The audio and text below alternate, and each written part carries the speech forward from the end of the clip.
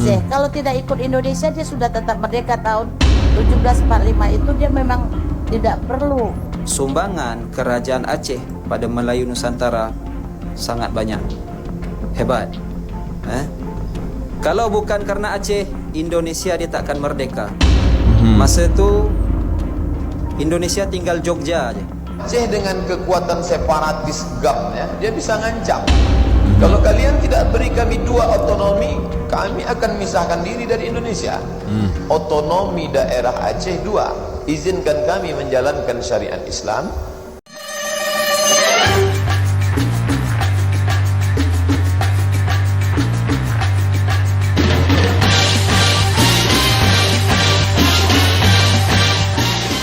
Ayo what's up Rek, assalamualaikum warahmatullahi wabarakatuh. Hai Rek, jumpa lagi ada saya di sini Wak Lonjong, salam lonjong. Hiya. Apa kabar kawan-kawan? Semoga semua dalam kondisi yang sehat Rek ya. Amin ya robbal alamin. Oke geng, tanpa buang masa, jadi ada beberapa request dari DM Instagram. Beliau ini nggak mau disebut namanya dikarenakan ya masalah privasi lah geng ya. Jadi tak boleh sebutkan namanya. Oke, dan ini dia geng, satu tajuk video geng dari Ria Oktorina, dan ini sepertinya video yang cukup sensitif apabila kalau saya mengulas video ini geng. Astagfirullahaladzim. Oke geng, jadi tajuknya ini adalah Ustadz Malaysia berani ungkapkan hal ini. Nah ya, Indonesia tanpa bantuan Aceh tidak akan merdeka. Alamak. Oke. Dari sini nampaknya saya sudah paham ya kemana arah tujuan dari video ini geng ya. Sampai Ustadz Habib Somad pun juga berkomentar ya. Oke, kita akan coba untuk melihat bersama-sama geng seperti apa videonya, dan saya harap kalian nonton sampai dengan selesai geng ya, agar tidak salah paham geng ya. Oke, sebiasanya geng, sebelum kita mulai video ini hanya sekedar mengingatkan untuk kawan-kawan yang mungkin belum sholat, jangan lupa sholat dulu. Dan jika kalian ingin shopping belanja, silakan seperti biasanya saya letakkan link Shopee berada di bawah video ini. Siapa tahu kalian berminat, boleh check out sekarang juga geng ya. Oke, sebagai orang Jawa, I know geng, saya tahu kemana arah tujuan video ini geng ya. Kita coba untuk nonton seperti apa video dari Ria Oktorina geng. Kalau bukan karena Aceh, Indonesia dia tak akan merdeka. Aceh kalau tidak ikut Indonesia dia sudah tetap merdeka tahun 1745 itu dia memang tidak perlu. Oke, ini orang Indonesia sendiri ya, DPR yang cakap begini. Aceh dengan kekuatan separatis GAM ya, dia bisa ngancam. Kalau kalian tidak beri kami dua otonomi, kami akan misahkan diri dari Indonesia. Tahu enggak, sejarah Aceh dan Malaysia ternyata saling terhubung sejak ratusan tahun lalu. Tun menjadi Perdana Menteri. Ramai juga yang tokoh-tokoh Aceh yang berkhidmat di bawah Tun. Dan kita ya, termasuk P. Ramlee kan? Dengan bekerja sama P. Ramlee kan juga dari Aceh. Kenal pribadinya, sikapnya, cara hidupnya. Apabila kita kenal, kita mudah bekerja sama dengan mereka. Aceh dan negeri-negeri Melayu juga saling bertukar ulama, budaya, dan tradisi Islam membentuk hubungan erat yang bertahan hingga kini. Jadi bisa dibilang sejarah Aceh dan Malaysia bukan dua kisah terpisah, tapi satu perjalanan panjang yang membentuk identitas Nusantara. Ria Oktorina, jangan lupa subscribe geng. Aduh, agak sensitif nih. Kalau kita bicara tentang Aceh, pasti banyak hal menarik yang bisa dibahas. Dulu Aceh dikenal sebagai daerah yang kuat, mandiri, bahkan pernah jadi pusat peradaban besar di Asia Tenggara. Tapi siapa sangka, sekarang Aceh justru masuk sebagai salah satu daerah termiskin di Indonesia. Sebuah perubahan besar yang bikin banyak orang bertanya-tanya, bagaimana daerah yang dulu berjaya bisa mengalami kondisi seperti ini? Namun di balik semua itu, ada sejarah panjang dan hubungan erat antara Aceh dan Malaysia yang jarang dibahas, padahal sudah terjalin sejak ratusan tahun lalu. Aceh itu tidak pernah dijajah Belanda. Aceh tidak pernah diduduki Belanda, dan dia tidak pernah dikatakan merdeka tanggal 17 Agustus 1945. Aceh sudah merdeka. Mata uang yang berlaku di Aceh dengan di jajahan kolonial Belanda waktu itu sudah memang berbeda Pak. Di Aceh ada mata uangnya tersendiri, sedangkan di kolonial Belanda yang lain berlaku yang lain. Beda lagi ya. Ini yang tidak pernah kita sosialisasikan. Aceh kalau tidak ikut Indonesia dia sudah tetap merdeka tahun 1745 itu dia memang tidak perlu ada proklamasi mereka sudah merdeka karena tidak pernah diduduki, dan Belanda mencoba melakukan usaha-usaha dengan ukurannya, dengan pendekatan-pendekatan budaya. Hal-hal ini timbullah kesenjangan ekonomi. Karena tanggal 17 Agustus Indonesia merdeka, Soekarno dengan duduk bersama mengajak masyarakat Aceh untuk ikut menjadi Indonesia. Oke, ya, memang Dan begitu. masyarakat Aceh waktu itu bersedia dengan ketentuan mereka harus diberikan keistimewaan mengatur kekayaannya sendiri, mereka tunduk kepada Indonesia dalam bidang keamanan. Itulah yang tidak pernah dipenuhi oleh pemerintah kita, sehingga kekayaan alam Aceh dibawa Aduh, ini geng. menurut masyarakat Aceh ke Jawa, dan masyarakat Aceh sendiri miskin, Pak. Lagi-lagi Jawa yang kena nih geng. Tran-tran didatangkan, jalan-jalan tran bagus, pemerintah Aceh sendiri tidak mendapat apa-apa dan merasa mereka ditipu seperti kata Bapak tadi, pepesan kosong yang dilakukan. Tahu enggak, sejarah Aceh dan Malaysia ternyata saling terhubung sejak ratusan tahun lalu. Di abad ke-16, Aceh Darussalam menjadi kerajaan Islam terkuat di Asia Tenggara. Lokasinya yang strategis di ujung Sumatera membuat Aceh sering berhubungan dengan Malaka, dari negeri-negeri Melayu di Semenanjung. Saat Malaka jatuh ke tangan Portugis tahun 1511, banyak ulama dan pedagang Melayu mencari perlindungan ke Aceh. Aceh bahkan menantang Portugis untuk menguasai Malaka, karena siapapun yang mengendalikan Selat Malaka berarti mengendalikan jalur perdagangan dunia. Selain itu, Aceh dan negeri-negeri Melayu juga saling bertukar ulama, budaya, dan tradisi Islam membentuk hubungan erat yang bertahan hingga kini. Jadi bisa dibilang sejarah Aceh dan Malaysia bukan dua kisah terpisah, tapi satu perjalanan panjang yang membentuk identitas Nusantara. Oke geng, jika kita berbicara tentang Melaka geng, akhirnya saya jadi teringat geng, ada satu pantun yang dulu sering sekali saya dengar, baik itu di ruang komentar, dan bahkan pantun ini itu ditulis langsung dengan rakyat Malaysia ya, ruang komentar ya. Dulu ketika saya masih sering sekali membahas sejarah antara Malaysia dan juga Indonesia geng, ya kan. Dan ini dia geng, pantunnya adalah jikalau roboh kota Melaka, papan di Jawa hamba dirikan. Nah, jadi memang dulu itu saya sering sekali mendengar geng ya, kisah ketika Melaka dijajah oleh orang-orang Portugis ya, di mana tentara pasukan Jawa yang ikut membantu, bahkan sampai ada ribuan tentara-tentara Jawa yang mati di Melaka geng. So kesimpulannya adalah sebenarnya yang disayangkan ini adalah orang yang memegang Jawa pada saat itu, ya kan, ketika di hari kemerdekaan itu, geng ya. Jadi sampai dengan saat ini, ya kan, geng, seolah-olah orang Jawa ini jahat, orang-orang Jawa ini sangat-sangat diskriminatif, ya, tidak memperhatikan daerah-daerah terpencil yang ada di Indonesia. Jadi seolah-olah kekayaan alam ya yang di Indonesia dikumpulkan, disatukan di Pulau Jawa saja. Jadi pusat pembangunan dititik tengahkan ya, diperbesar di Jawa. Sementara di daerah lain ya seperti kalian tahu geng ya, agak terbengkelai ya kan, tidak sebagus yang ada di kota Jawa. Sebenarnya saya geng atau kami sebagai orang Jawa, seandainya kalau memang itu ada kesempatan seorang pemimpin atau presiden dipegang bukan orang Jawa sekalipun, kami gak ada masalah geng sebenarnya geng ya. Mau itu orang Aceh, mau itu orang Papua, mau itu orang Kalimantan, sebenarnya gak ada masalah geng, asalkan bisa membawa Indonesia lebih maju, lebih sejahtera, dan lebih adil lagi geng ya.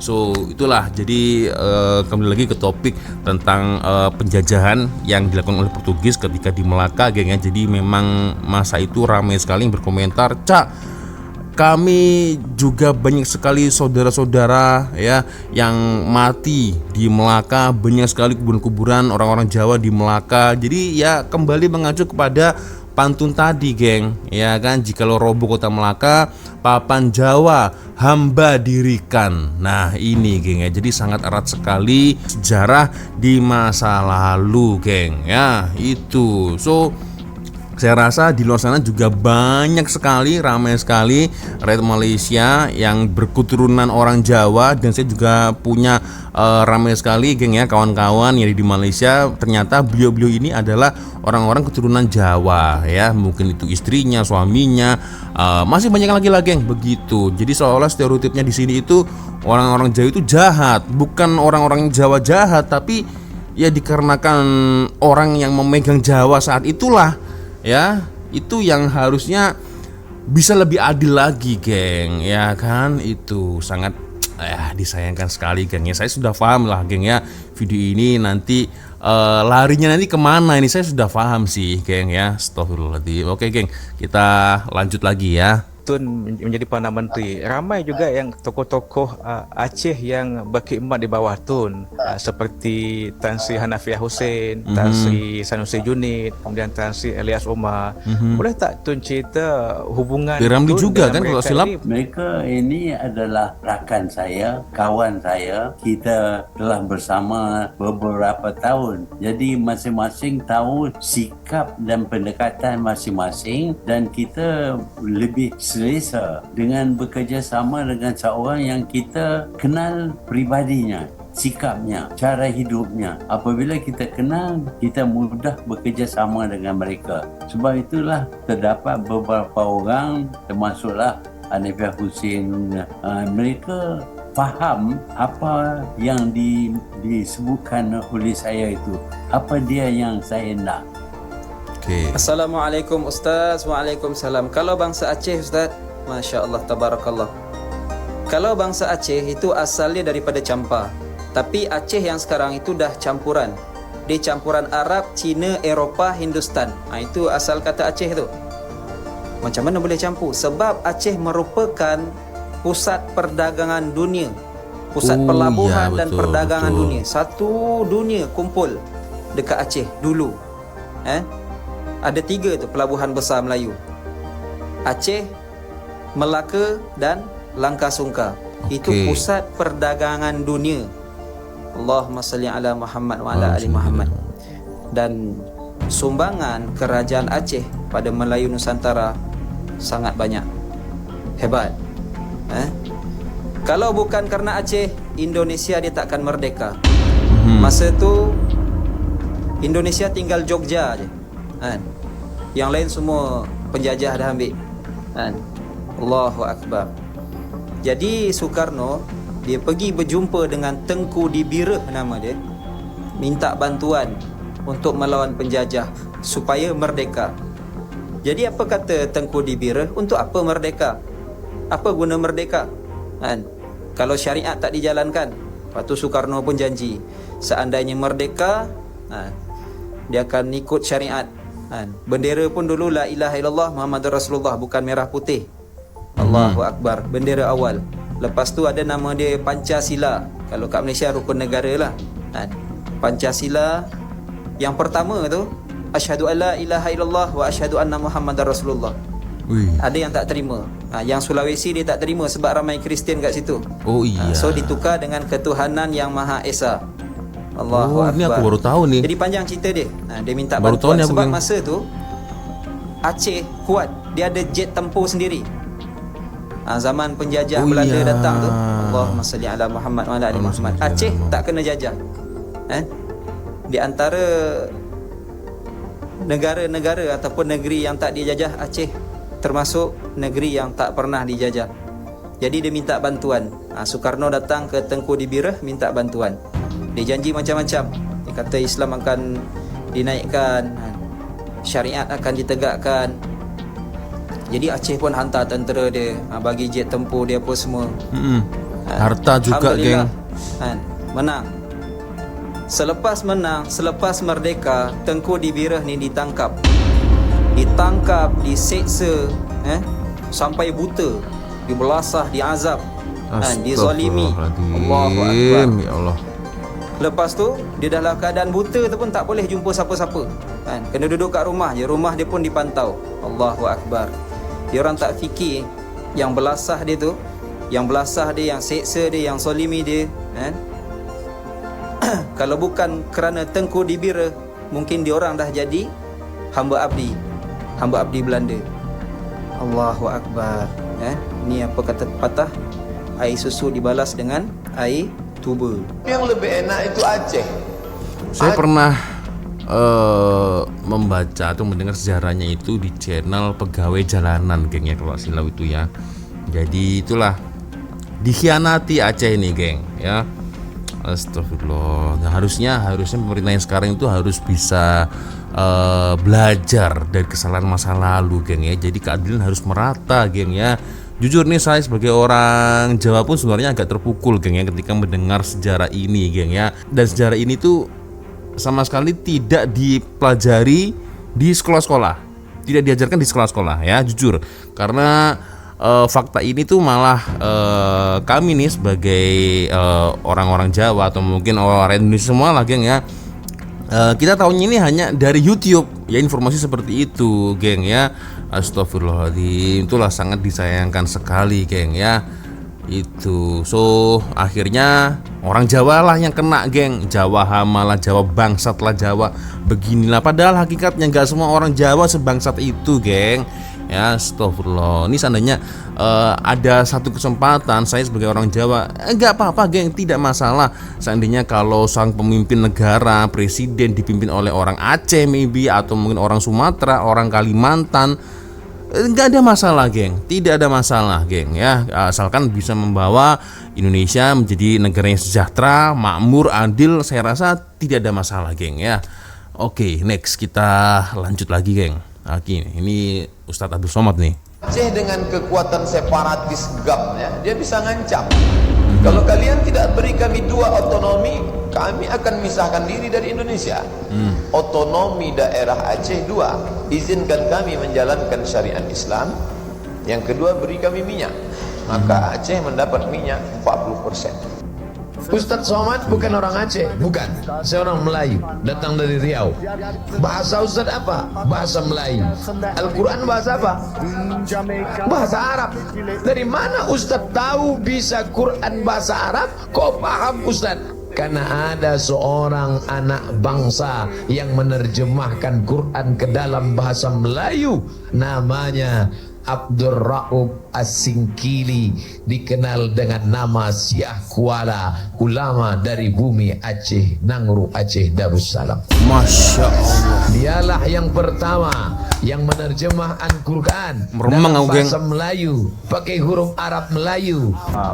Aku baru tahu nih. Sedunia. Oke. Laksmana Kamalahayati adalah Laksmana wanita yang pertama di dunia. Maknanya orang barat pun belum pernah lantik Laksmana perempuan. Tetapi di alam Melayu kita sudah ada Laksmana perempuan. Namanya Kamalahayati. Wih. Nah, jadi orang perempuan perlu bangga lah. Sebab inilah Laksmana perempuan yang pertama dalam sejarah angkatan laut sedunia. Laksmana Kamalahayati ini. Nama penuh dia Kamalahayati binti Muhammad Shah bin Muhammad Said Shah bin Sultan Salahuddin Shah bin Sultan Ali Mughayat Shah. Jadi dia ni daripada keturunan Sultan-Sultan Aceh juga. Ya. Darah biru, geng. Tok Nyang dia lah, moyang dia tu Sultan Ali Mughayat Shah yang saya sebut tadi. Sultan Ali Mughayat Shah ini adalah merupakan kerabat Diraja Champa. Bila sebut Champa ni Melayu. Sebab tu dia duk berjuang. Kita dari dulu lagi, ini abad ke-16 sudah bagi jawatan tinggi kepada wanita. Ya, di samping laki-laki. Kalau kita telusuri sejarahnya, Aceh bukanlah wilayah biasa. Di masa Kesultanan Aceh Darussalam, daerah ini dikenal sebagai salah satu kerajaan Islam terkuat di Asia Tenggara. Letaknya yang strategis di ujung barat Nusantara membuat Aceh sering berhubungan dengan negeri-negeri di Semenanjung Malaya yang kini dikenal sebagai Malaysia. Bahkan ketika Malaka jatuh ke tangan Portugis, banyak ulama dan pedagang Melayu datang ke Aceh untuk mencari perlindungan. Dari situ, terbentuklah hubungan yang sangat erat antara Aceh dan wilayah Melayu, baik dalam bidang agama, budaya, maupun perdagangan. Aceh punya sejarah panjang tentang semangat kemandirian dan perjuangan. Daerah ini pernah berdiri dengan sistem pemerintahannya sendiri, memiliki budaya yang kuat, dan menjadi pusat penyebaran ilmu pengetahuan Islam di kawasan. Tapi seperti banyak wilayah lain di Indonesia, Aceh juga mengalami berbagai tantangan dalam perjalanan pembangunan. Setelah bergabung dengan Republik Indonesia, masih banyak pekerjaan besar untuk memastikan hasil kekayaan alam bisa dinikmati secara adil oleh masyarakatnya. Meski begitu, semangat masyarakat Aceh untuk terus bangkit tidak pernah luntur. Bencana besar, konflik, dan ketimpangan ekonomi tidak membuat mereka menyerah. Justru dari semua ujian itu, muncul kekuatan baru yang membuat Aceh terus berbenah dan mencari jalan terbaik untuk membangun daerahnya. Selain itu, hubungan Aceh dengan Malaysia sampai hari ini tetap menjadi simbol persaudaraan serumpun. Kedua wilayah ini punya akar sejarah yang sama, budaya yang mirip, dan nilai-nilai yang saling menguatkan. Dari sini kita bisa melihat bahwa sejarah bukan hanya tentang masa lalu, tapi juga tentang bagaimana kita belajar untuk menjaga kebersamaan di masa depan. Dan dari kisah Aceh, kita belajar bahwa kejayaan tidak selalu diukur dari kekayaan, tapi dari kemampuan untuk bertahan dan bangkit dari kesulitan. Aceh memang pernah berada di puncak kejayaan, dan kini sedang berjuang untuk bangkit kembali. Kita semua bisa ikut belajar dari semangat itu. Semangat untuk tidak menyerah, untuk terus memperbaiki diri, dan membangun masa depan yang lebih baik. Oke, jadi itulah satu video dari Ria Oktorina, geng ya. Tapi begini geng, Indonesia tanpa bantuan Aceh tidak akan merdeka itu sebenarnya adalah salah satu faktor. Ya, salah satu faktor kenapa Indonesia boleh mencapai kemerdekaan, geng. Sebenarnya kalau kita membaca lebih luas lagi dari sudut pandang yang berbeda, sebenarnya Indonesia merdeka itu dikarenakan ya karena seluruh rakyat dan seluruh kerajaan masa itu yang ada di Indonesia, geng ya. Jadi bukan karena hanya satu, tapi seluruh ya, beratus elemen rakyat. Tapi itulah geng ya, sejarah yang memang sempat tertulis, dan saya tahu geng ya bahwasanya presiden pertama Indonesia datang ke pemimpin Aceh itu ternyata ya, kalian paham lah geng ya, dikhianati. Itu yang disayangkan. Saya taunya dari mana? Ada banyak geng ya video-video di YouTube ya, terutama kalau tak silap masa itu video pegawai jalanan channel kalau tak silap geng ya.